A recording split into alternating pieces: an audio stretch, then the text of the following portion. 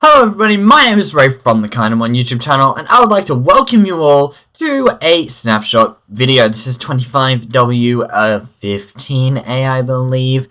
And the reason that I'm doing the Snapshot is because I believe that what they have brought into the game, as of this Snapshot, is one of the greatest things that they have ever added. Now let me just quickly get my flint and steel, and go to the nether and show you what has been added.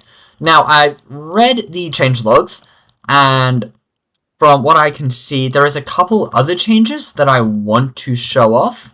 Although there's one main one, so I'm gonna just quickly go and give me a second. All right, so we need to go to Soul Sand Valley to find this thing, and we are now in a Soul Sand Valley. Alright, here we go. Alright, so we have made it in a Soul Sand Valley. Now, we can find the new thing in the Snapshot in Soul Sand Valleys, specifically in these little, bony structures. We just have to go looking around them, and I don't know how rare or common they are, but eventually, and I say eventually with a lot of hope, like a lot of hope.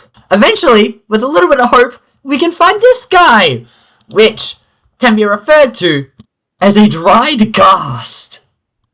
In this Snapshot, they have added more lore to the ghast, which I think, for one, in of itself, is really, really cool. Now, I want to quickly show you guys, before we actually get into the rest of the Snapshot, I want to quickly spawn in a ghast. And you may have just seen what happened there. I want to spawn in a ghast, and I want to show you guys the new official updated texture of it.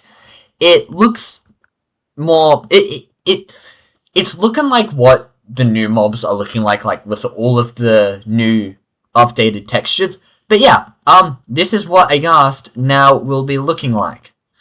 Anyway, so what we do with this dried ghast. You're probably wondering what we do with the dried ghast. Well, what we do is we make a portal back into the overworld. We go in. We try to go in. And now we are in a cave. With this dried ghast, what we can do is we can place it in water. And we get a new achievement. Yes, there's new advancements in this Snapshot. This one is stay hydrated. And what you have to do is you have to put a dried ghast into water. And now this guy's gonna grow for like 20 minutes. So, as that is growing, I want to show off a new advancement that has been added. Now, apparently from what I read in the patch notes, if you were to place this creaking heart in between these two and activate it, we get a new advancement added in the Snapshot called Heart Transplanter, which does exactly what was just shown here. Now, I want to do a bit of a test to see if the tick speed rate, can it go to 200 and will this go quicker? It seems like it's going quicker. Maybe if I make it 400. Oh yeah, we see here. Nope, we did not see there. Alright, now, hopefully, okay, as we see now, the dried ghast is going to be making changes in its appearance. We just saw beforehand, it looked all sad, like this, and the day-night cycle is happening way faster than what it should be. But yeah, as we see here, it is now very neutral. And if you give it a little bit more time...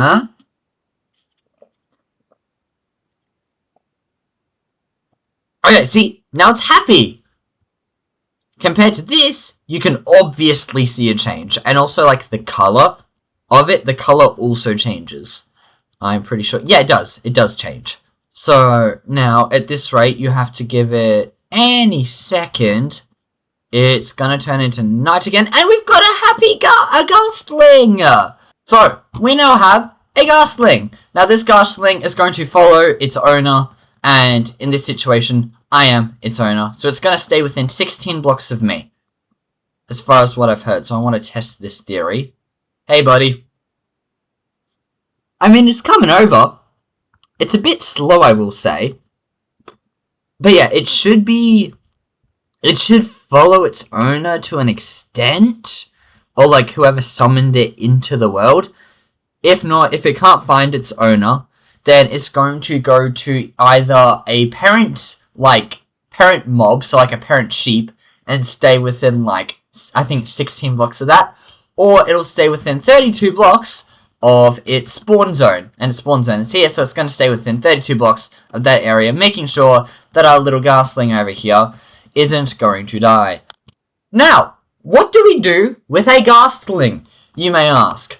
Well, we need to, for some god knows reason, feed it some snowballs. And snowballs, we will feed it. And it's very hungry. You need to feed it quite a few.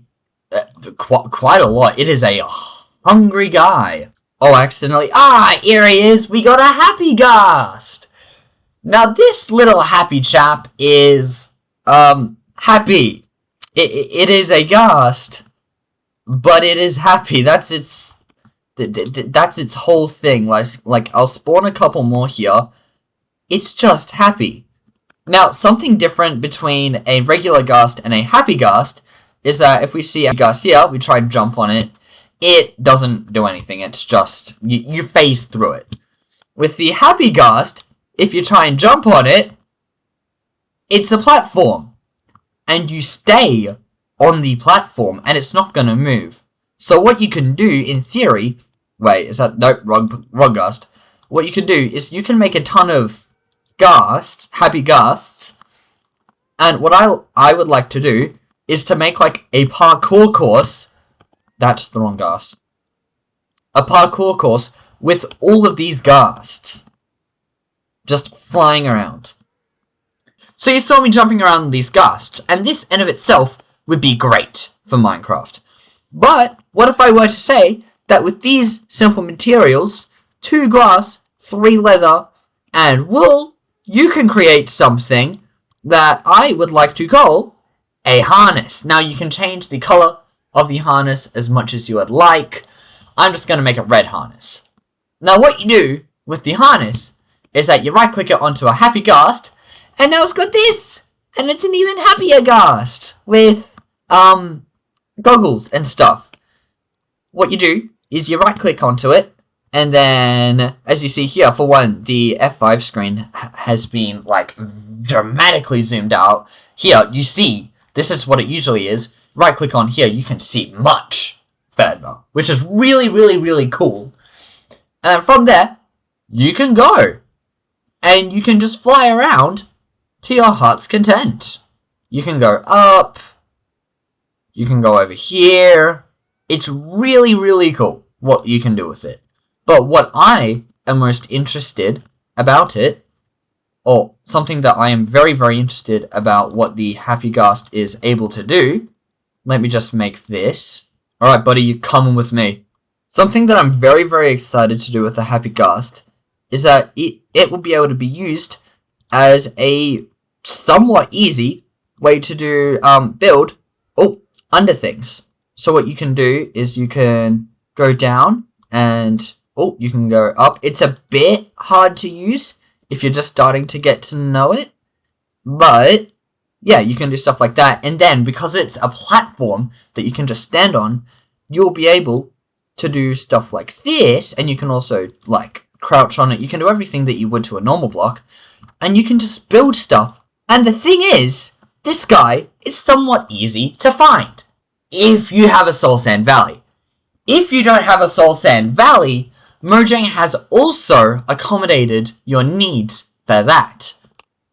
Because, and I can't believe they've done this, but they have made a crafting recipe for the dried ghast. I am not kidding you. If you put 1 bone block here, and you have 8 ghastias going around it, you can essentially create life in your hands. How do I feel about this?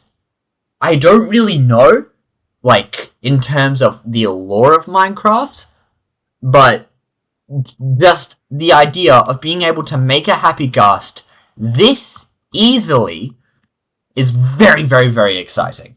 And I am very excited to see what the Happy Ghast is going to bring and what else this Snapshot season is going to bring. Because if this Snapshot, the first Snapshot, already has something as just exciting and as cool as this drop could be possibly one of the best drops we've ever had. Like, we had the Spring to Life drop. The Spring to Life drop, I will admit, was good, although it wasn't great, I will say. We had that. We had the Garden Awakens drop. That was okay. This is basically Nether Update 2. If you like the first Nether Update, you're definitely going to enjoy this. So I'm hopefully going to be able to make updates about this and just, have fun. Because as far as I'm aware, this is going to be very exciting. I think I've expressed myself as to why I think the Happy Ghast is one of the best additions in a drop. And if I haven't expressed myself enough, just think.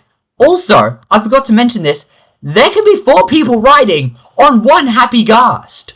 4 people on one Ghast. That is the most out of any rideable thing ever, whether it's a boat, whether it's anything at all.